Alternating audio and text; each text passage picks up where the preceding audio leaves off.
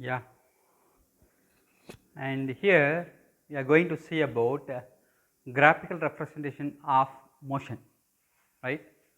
So far you studied distance and displacement, right. So, the distance means the overall distance covered by an object. Displacement means the shortest distance between 2 points, that is initial position and final position, right. In here what you are going to do from the graph, what we are going to find out, right. So, we have distance time graph, velocity time graph. First of all, we are going to say about here distance time graph.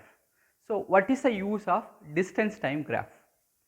So, the main purpose of distance time graph is to determine the speed of an object. Speed, we are going to calculate only the speed here. Okay. Can you able to? Yes, right. And in that distance time graph, we have two different graph. One is uniform speed and another one is non-uniform speed. Okay. Let us go with an example. Here I have drawn. Can you able to see my laser? Yes. Yes. So, here I have drawn y axis distance and x axis is time, okay. And here I have marked one straight line. So, this part.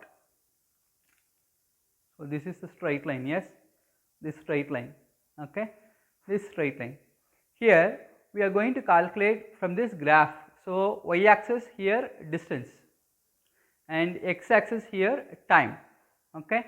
So, from that graph we can able to find out the speed, as we know that the simple formula speed is equal to distance, overall distance covered by an object divided by time taken. So, what you are going to do in the sense, so initially the object is rest, so 0. After 10 minutes it reaches 10 kilometer, 20 minutes it reaches 20 kilometer and 30 minutes it reaches 30 kilometer. So, first it rest, 10 minutes it covers 10 kilometer, 20 minutes it covers 20 kilometer and 30 minutes it covers 30 kilometer. So, for your better understanding you can use your graph sheet. We are using from the beginning itself graph sheet, it is easy to understand the graphic representation, right. So, here I have drawn. For that what I am going to do in the sense, here I am going to calculate the speed. So, speed is equal to V.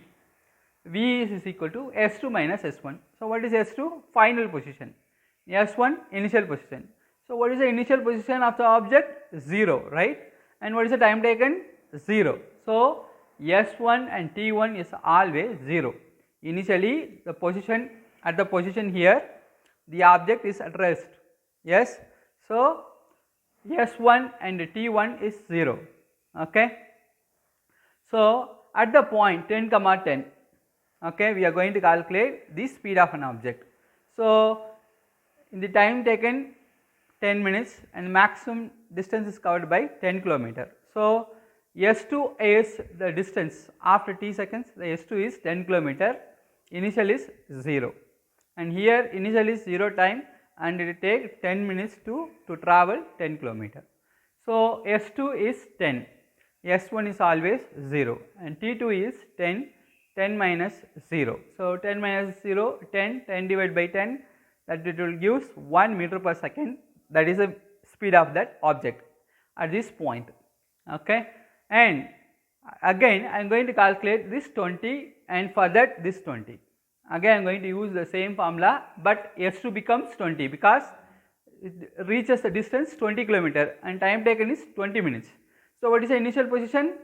0, 0 kilometer, 0 seconds.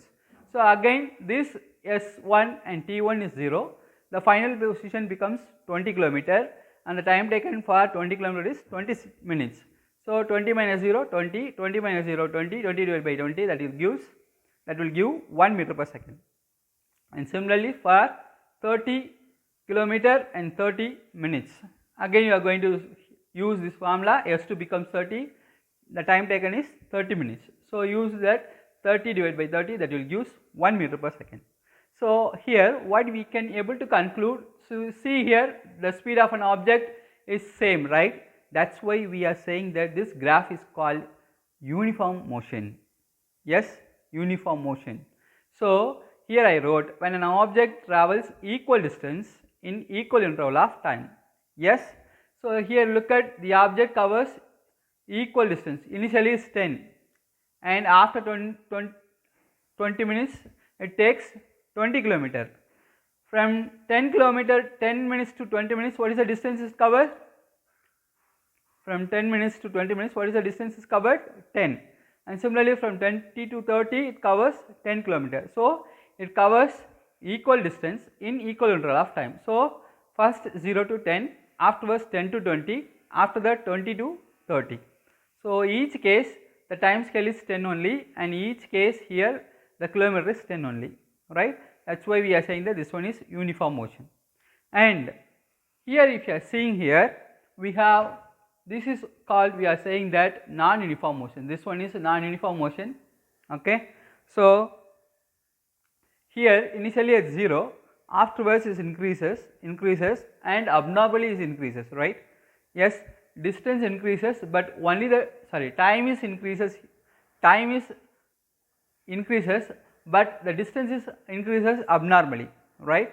So this cases we are saying that non-uniform motion. This is not covers equal distance in equal interval of time or unequal interval of time.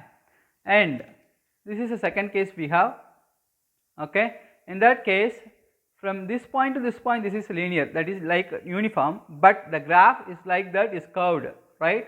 So if it is curved, then it becomes non-uniform motion, okay. It will not cover equal distance and equal interval of time. And here if you are looking here, so if you are seeing, the distance remains same, the distance remains same here, okay.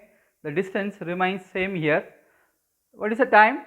Time only is going to be increases. At 0 time, at particular distance, at 10 minutes is the same distance.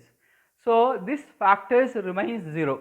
So S2 minus S1 is 0, therefore it will gives only the non-uniform motion.